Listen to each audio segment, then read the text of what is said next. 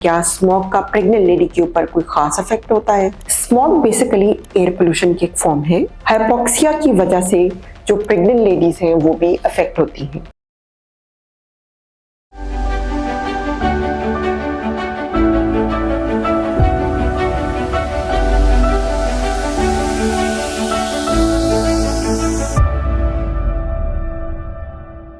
अस्सलाम वालेकुम, मेरा नाम डॉक्टर तंजीला रहमान है और मैं कंसल्टेंट ऑब्स्टेट्रिशियन एंड गायनेकोलॉजिस्ट हूँ। आज हम एक करंट इशू के बारे में बात करेंगे, स्मोक। स्मोक क्या है, स्मोक आपको कैसे अफेक्ट करती है, क्या स्मोक का प्रेग्नेंट लेडी के ऊपर कोई खास इफेक्ट होता है, क्या ये बच्चे को भी नुकसान पहुंचा सकती है, इससे कैसे बचा जा सकता है, क्या कोई वैक्सीनेशन ऐसी है जो स्मोक से बचा सकती हो। स्मोक बेसिकली एयर पोल्यूशन की एक फॉर्म है। एयर पोल्यूशन जब होती है तो कोई भी ह्यूमन बीइंग या लिविंग बीइंग सांस लेता है तो डीऑक्सीजनेटेड एयर जो होती है वो आपके लंग्स में जाती है और आपकी बॉडी के अंदर ऑक्सीजन की जो मिकदार है उसको कम करती है, जिसको हम डॉक्टर्स बोलते हैं हाइपोक्सिया। हाइपोक्सिया का मतलब होता है कि जिस्म में ऑक्सीजन की मिकदार का कम होना। हाइपोक्सिया की वजह से जो प्रेग्नेंट लेडीज हैं वो भी अफेक्ट होती हैं। प्रेग्नेंट लेडीज के अंदर हाइपोक्सिया की वजह से हीमोग्लोबिन का लेवल बढ़ता जाता है, जिसे हम पॉलीसाइथेमिया कहते हैं।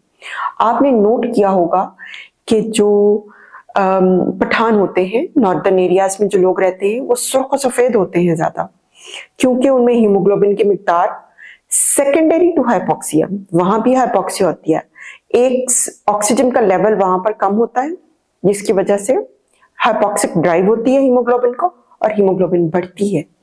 ठीक है, हाइपोक्सिया पॉलीसाइथेमिया करता है।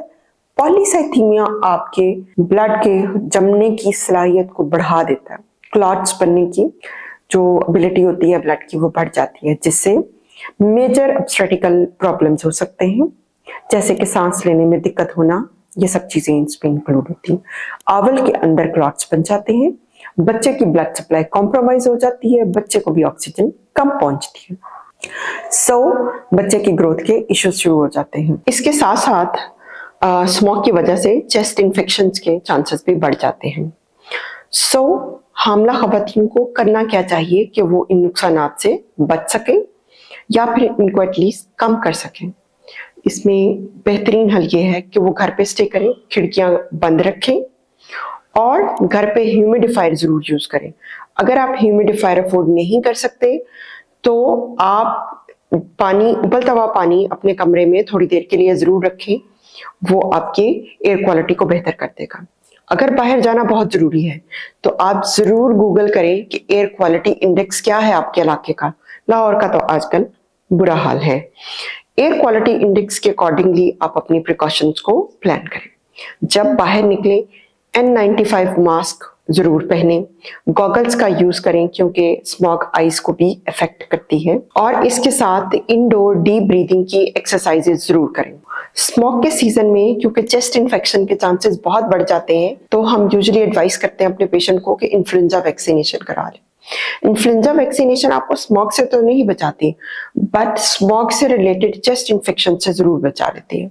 इन्फ्लुएंजा वैक्सीनेशन कराने के जो बेहतरीन महीने होते हैं वो अगस्त और सितंबर होते हैं, क्योंकि वैक्सीनेशन से जो एंटीबॉडीज बनने का टाइम है वो भी तकरीबन 1 से 1.5 महीना होता है, ताकि जब तक स्मोक का या सर्दियों का सीजन आए तो आपके एंटीबॉडीज बन चुकी हों, आप प्रोटेक्ट हो सकें। इन्फ्लुएंजा वैक्सीनेशन जो है वो आप 3 ट्राइमेस्टर्स में लगवा सकते हैं। ये आपके बच्चे को भी पैदा होने के बाद बेनिफिट देगी।